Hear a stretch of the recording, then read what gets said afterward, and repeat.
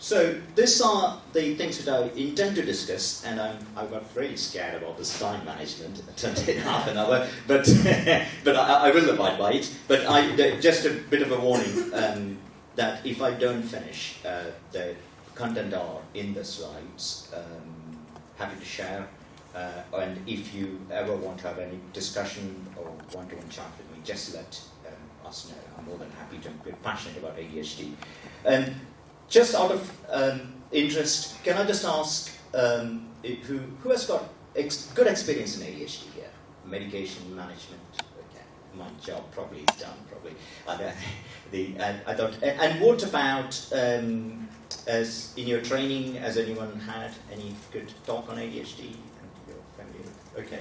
Now, you know, I'm trying to do justice to the topic because it's a huge topic, and I just want to know where I should, you know, spend some time. These are the topics which I want to cover today, but we'll see how it goes. So basically, a basic introduction on ADHD, the assessment process, what we do, and you know, different screening questionnaires we use, and what we and the QB test, a little bit of that. Most importantly, the comorbidity and the differential diagnosis as we do the assessment, and the treatment, you know, mainly pharmacological treatment. And then the transition to the adult services, a little bit about that. And then there's a shared care protocol, which will come at the end. And hopefully we'll have some time to deal with that.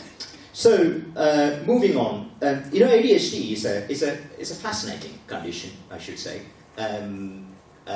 You know, there are the term neurodiversity. If you just Google neurodiversity, you know, there's a huge TED Talks on it. People talk about the neurodevelopmental disorders being, you know, it's not a major impairment. There are a lot of benefits from the condition. Now, I was there in an ADHD international conference in Vancouver about a couple of years ago, and one whole session, it's a 5-day conference, one whole session was devoted to benefits of ADHD.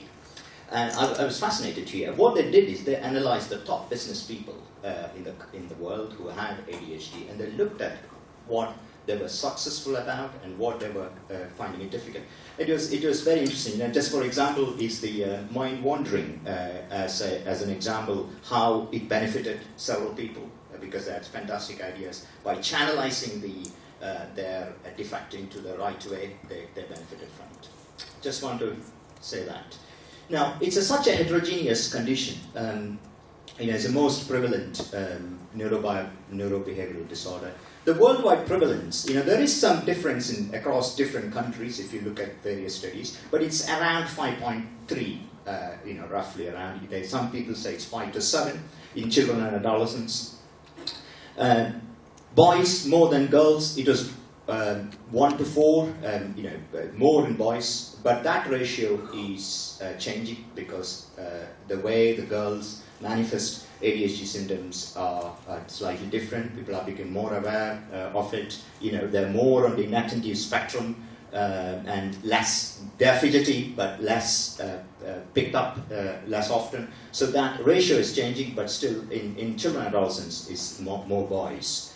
And there's a high proportion of parents who come to us who has got ADHD. I know this is important because when you think about planning the treatment strategies, etc., you need to think about that. You know, they may have similar traits of symptoms which might hinder, you know, time management and all those things. Now, interestingly, in the adults, the prevalence is around 2.5. Majority of the children and adolescents may not necessarily meet, or several may not necessarily meet the full criteria when they go to the adults. But several of them will have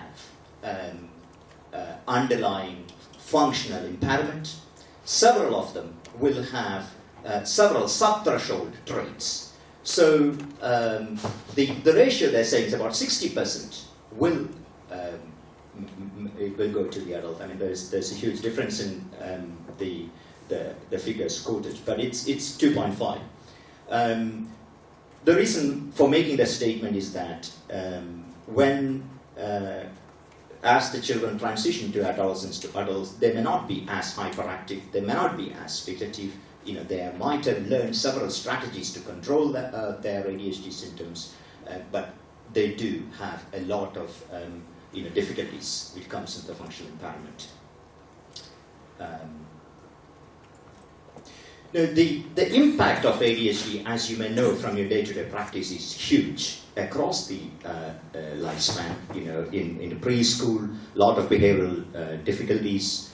Comorbidity is very high. I'll come to that. Come to the transition into adolescence, academic impact on the secondary school. Then moving on to adult, lot of issues around self-esteem, and the one particular issue around this is that during the adolescence phase, as we heard from Tosif, it's a very, I should say, fertile platform for various mental illness to come in. So you should be really careful during that phase if they have an underlying neurodevelopmental disorder. Just want to highlight the lifelong course of ADHD.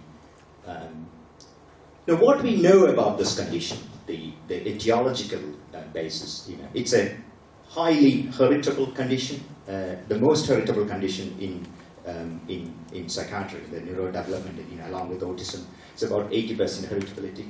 We know that there are specific gene variants indicated, mainly the dopamine-related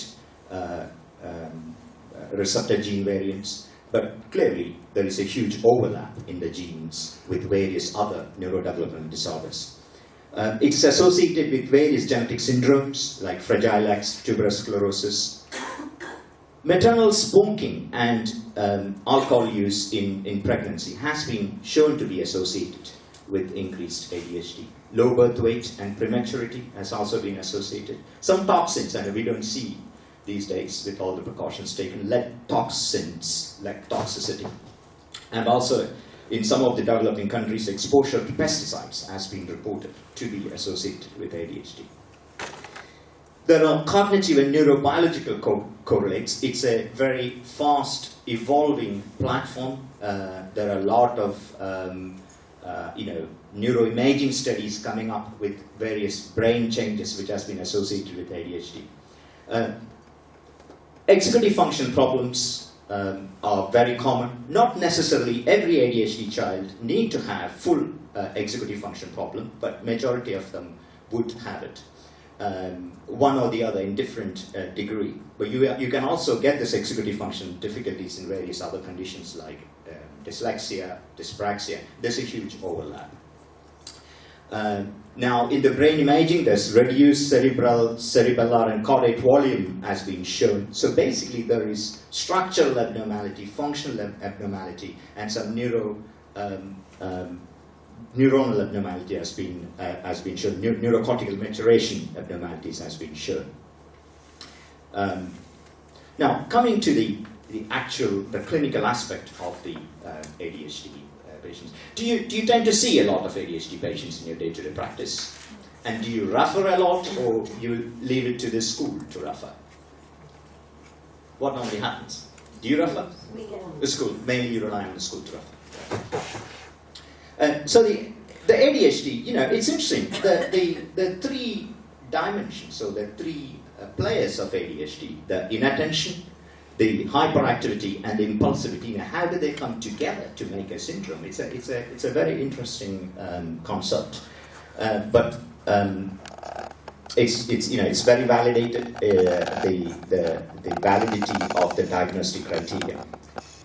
Now, when you look at how this inattentiveness lead on to some of the hyperactivity symptoms is interesting. The main points to look at, several of them has got a state of low alertness. We'll come to that. Basically, excessive daydreaming and procrastination. It's the same way you may feel probably now. I don't know, it's interesting to me. But with ADHD children, they feel it most of the time.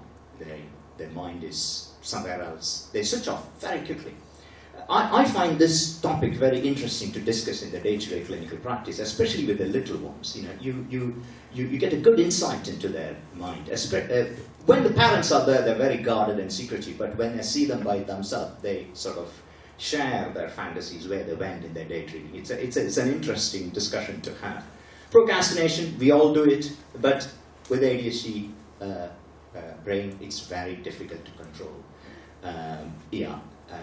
Tomorrow never comes, but it comes. It's tomorrow. I'm struggling. That's everything happens the previous night. And response suppression. This is another interesting thing in the ADHD, that there is an aversion to delay things. Everything needs to be now, right now. I'm sure you would have several bosses having this traits, I need everything right now. But with ADHD, when that happens, you can see blurting out in the classroom, they can't wait. They find it difficult to wait. Executive function difficulties, as I said, they has a lot of, when you look at the cognitive profile, it's very variable. Some of them find it very difficult to, organization is a problem, planning, forward planning, forgetting things very easily, losing things, and you see stories from the parents. They say that the amount of time they've spent in the lost property office trying to find the jumpers, etc. Actually, the best practice would be to get a cognitive profile, an educational psychology assessment with every ADHD child, because it will, of course it's not practical, but it does quite a lot of help to the child to intervene very early, to help him to, especially in the adolescence, time management, getting organized, etc. Emotional dysregulation is another common aspect in the ADHD. This emotional dysregulation hasn't come to the frontline diagnostic criteria yet, but in the DSM-5 it's mentioned. It's actually, when you look, there are several adolescents will tell you, once the ADHD medication was given, they find a lot more calmer, they feel less irritable. But emotional dysregulation you can find in other conditions as well, in the depression, anxiety, in autism as particularly. And one of the reasons why, when you treat someone with ADHD medication and that still they don't get better, but when you treat the comorbidities, things start to get settled down. Temperament is it's similar, the same. Now, one thing, all the cognitive difficulties which I mentioned can actually lead on to the pathway to become hyperactive. So there is a clear correlation between Sonoga Barke, who is a well-known psychologist who has been a pioneer in this, has in his 2002 article had clearly said that overactive behavior is often represented as a function of cognitive function. Hyperactivity can come from other sources. We need to be very careful, because sometimes with the ASD children, when they have a sensory processing problem, that can contribute to the hyperactive behavior as well. Am I making sense? 5 minutes. Okay. I will quickly go through the screening questionnaire we tend to use is Connors questionnaire. I'm going to jump the slides very quickly. And so before the assessment, we get the Connors questionnaire and the QB test done. I'll quickly talk through what the QB test is about. And then we do a detailed assessment. During the assessment, one of the key areas is to get the diagnosis of the comorbidities. I will skip through this. What are the symptoms of hyperactivity, which I went through. Looking at the comorbidities and also the differential diagnosis. We take a detailed history, come to the conclusion, see whether that will meet the DSM-5 criteria. So when you look at all the symptom profile, you need to have about 6 symptoms in the children and adolescents in each domain, in ADHD domain and in hyperactive impulsive domain. And in adults, it is actually only 5 is required. So diagnostically, you got predominantly, so the ADHD is classified as ADHD predominantly inattentive subtype. Previously, it used to be called ADD.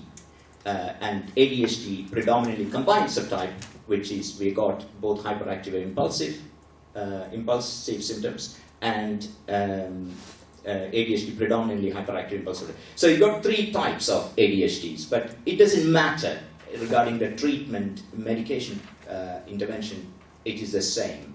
So you got inattentive, predominantly inattentive subtype, predominantly hyperactive impulsive subtype, and combined subtype, just to mention. So, yeah, this is what a Connors questionnaire we use. We use QB test. Are you familiar with the QB test? Okay. But actually, in Berkshire, it was one of the first places it's been used in this country.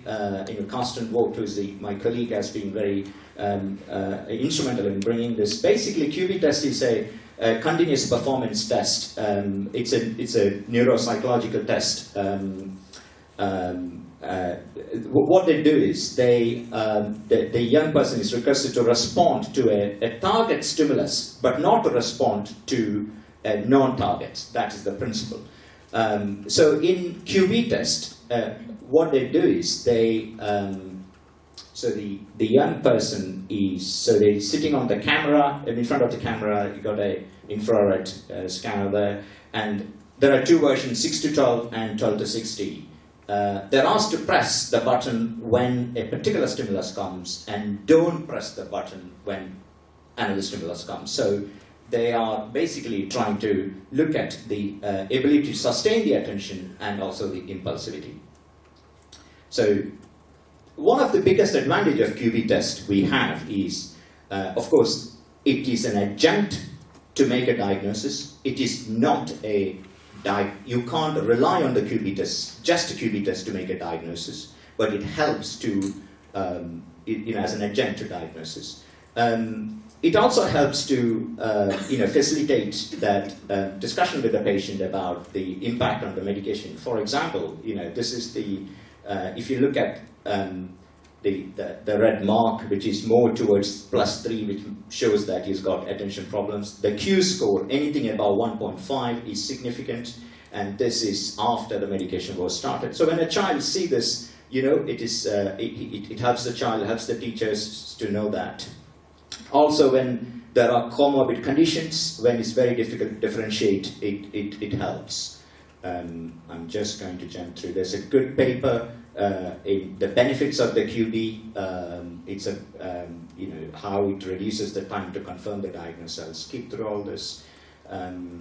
Coexisting conditions, the main comorbidity, there is about 87% of the children with ADHD have at least one coexisting condition.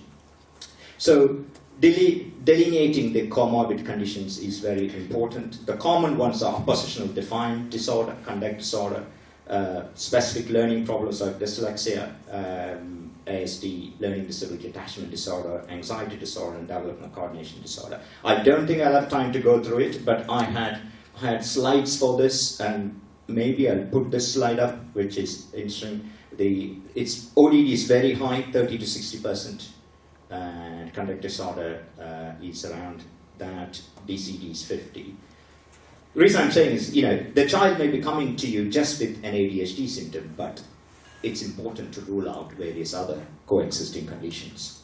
Unfortunately, I have to skip through substance use disorder. It's a huge topic because with ADHD, you are more likely, there's a high chance of you abusing drugs. And it's for another day to discuss about the various neuronal pathways involved. But the key thing is, smoking is very much associated with ADHD. And when you prescribe or when you are in the shared care territory with the medication, one thing you need to be very careful is about the drug diversion, mainly with the short-acting preparations like Ritalin is very high, some of the universities. And very rarely, may not be in the field of adolescents, but in the adult, they can crush and use it as a stimulant. Yeah, and there are stories about methylphenidate being crushed and injected. But Elvance and Concerta, the way the medication is made, it doesn't happen. I'll have to unfortunately skip through all the slides. It's very, very important that I need to show you this particular video about the neurobiology and medication. How do I...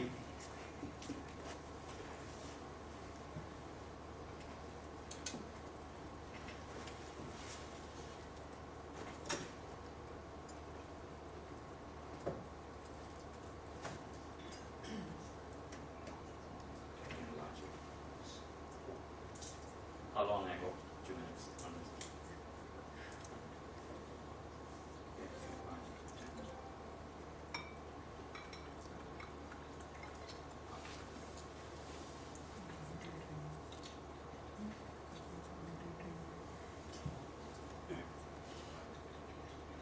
She said that it's to go through the section.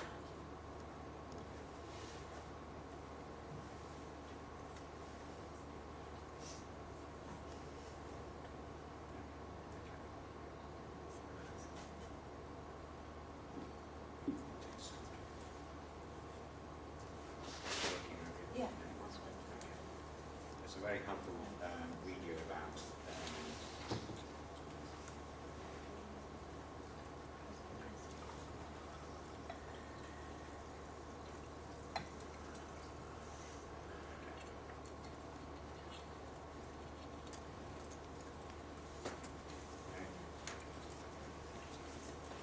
okay, well, let's move on. How do I go back to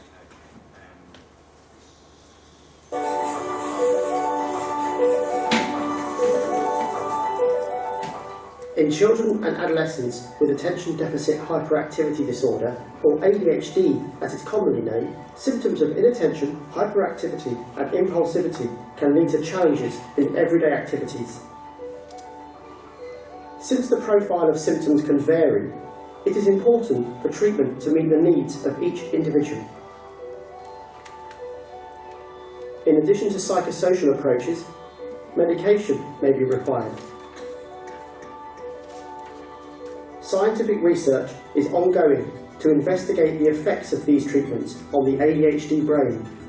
ADHD symptoms have been associated with disruptions in the regulation of dopamine and noradrenaline.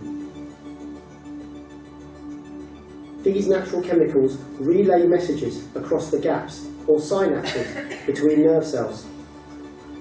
Specifically, they are released from a presynaptic cell into the synapse, where they can bind to receptors on the postsynaptic cell to elicit an effect. Dopamine and noradrenaline transporters clear up the excess chemicals back into the presynaptic cell. Let's take a look at how ADHD medications affect this process, starting with methylphenidate. Methylphenidate blocks clear-up through dopamine and noradrenaline transporters. Increasing levels of dopamine and noradrenaline in the synapses. Amphetamine also increases synaptic levels of dopamine and noradrenaline by blocking clear-up through their transporters. In addition, it disrupts the storage of dopamine and noradrenaline in the presynaptic cell and may also enhance their release, possibly back through the transporters.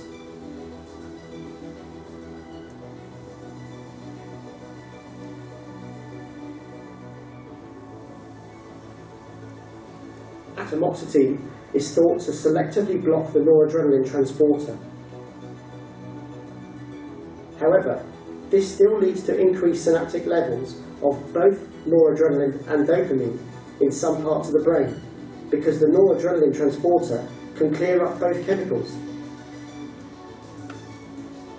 Finally, in contrast to the presynaptic effects of other medications, guanfacine mimics noradrenaline, activating alpha-2A receptors on the postsynaptic cell. This may increase or decrease postsynaptic signaling. Overall, guanfacine is thought to fine-tune signaling in the prefrontal cortex and basal ganglia. At a broader level, some ADHD medications and psychosocial treatments have been associated with changes in overall brain structure and functioning, including trends towards normalization.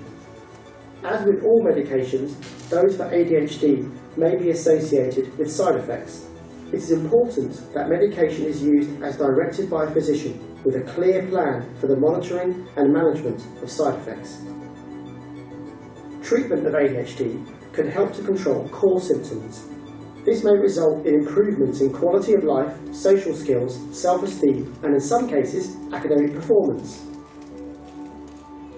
Understanding the ways different treatments work and why outcomes vary between individuals may help improve treatment options to better support all individuals with ADHD.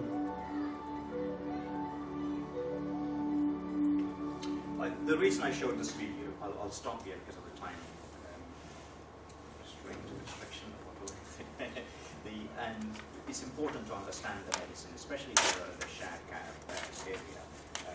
I had I mean, it's all in the handout, but yeah, I'll go through that. So, my time is up, I'm guessing. Yeah. If there's any question, I'm around.